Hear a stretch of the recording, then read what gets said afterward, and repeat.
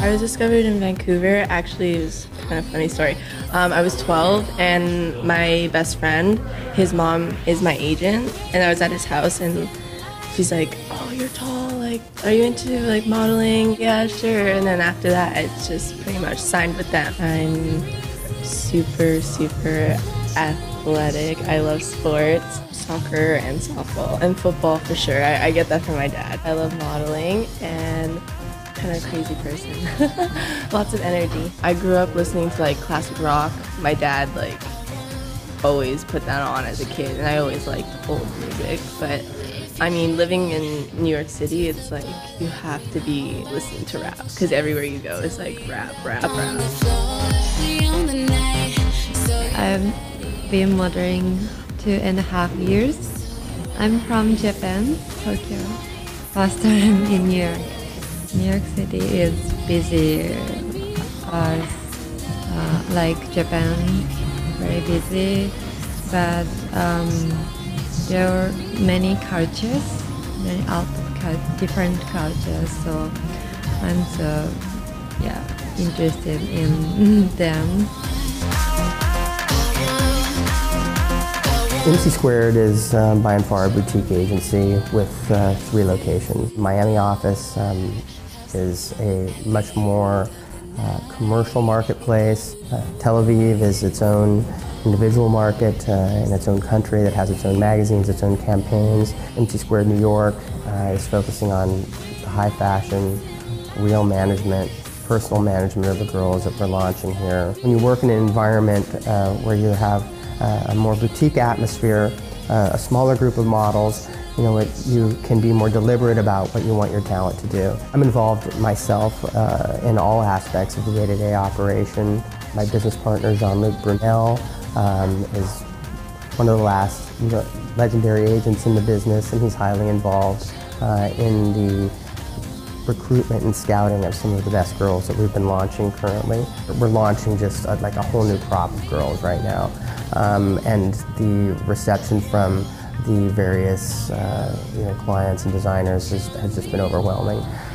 One girl in particular that I wish was here today to join us for this interview is Louise, but she's actually walking in Ralph Lauren as we speak. She comes from a very good family in France. She's kind of on the forefront of things at the moment. We've had a lot of success the last few seasons with Anastasia Lagoon, BCPG campaign. She has done the Dior shows. We also have Lisa Lewis, another French girl that's departing for the shows in Europe tomorrow. Amy has been really well received, and it was really exciting that we were able to confirm her for the Shu Uemura campaign. Katie O'Neill has been just a breakout this season. Alexandra Collins, which is another great Canadian girl that did the shows this season, and one of the highlights for her was the Carmen Mark-Balvo show. We've been increasing our scouting presence as much as possible. I've been scouting myself predominantly in the last year in the United States. Jean-Luc deals with most of the international traveling, Eastern Europe, Russia, Ukraine. We have an office in Israel, so that's much closer to Europe. So the director of the Tel Aviv office does some scouting throughout Europe. New York being the pinnacle, sort of for lack of better words, the Olympics of the business. The criteria is a little bit more astringent. We definitely want tall girls. I think the ideal height for a model is 5'10". We do have open calls, so people can stop by the offices. We accept emails. We have Miami at MC2models.com, NY at MC2models.com. Those emails arrive on the booking table and people review them. You can tag us on Instagram. You can send it to us on Facebook. The model can just walk in the door of the agency. We're a pretty intimate agency here. It's not particularly corporate. We don't have somebody working at the front desk that is going to screen people out. I think the most important thing, if you're going to send something to an agency to be reviewed for possibly being signed by the agency, is to send very, very clear, just digital pictures in swimwear so we can see your figure.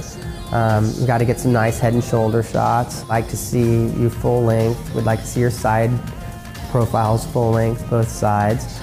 We'd like to see your profile.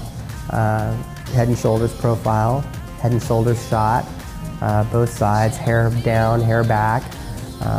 You know, the more you can show us, the better it is. The shows, obviously, you know, we want girls that are a size 0 to a 2, and the higher end designers really want the girls slimmer.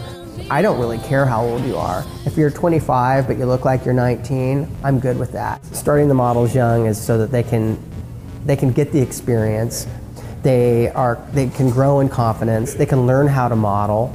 And so when they are on the main stage at 18 years old to 22 years old, and they begin in the fashion world doing the shows at 18 in New York, that they know what they're doing. When you go to a photo shoot, there's a certain crew there, there's a certain amount of people on set. And I think that the models really need to be able to assess what's going on, because all those people then leave that photo shoot and they promote you. And now it's even easier. They're promoting you on Instagram, they're promoting you on Facebook, what I did today, and they have good things to say. Worked with this amazing young girl today. She was so interesting and beautiful. They tell their other people in the business that they're friends with. You don't know, they might be on a job the next day and go like, you know, we really are looking for an amazing brunette.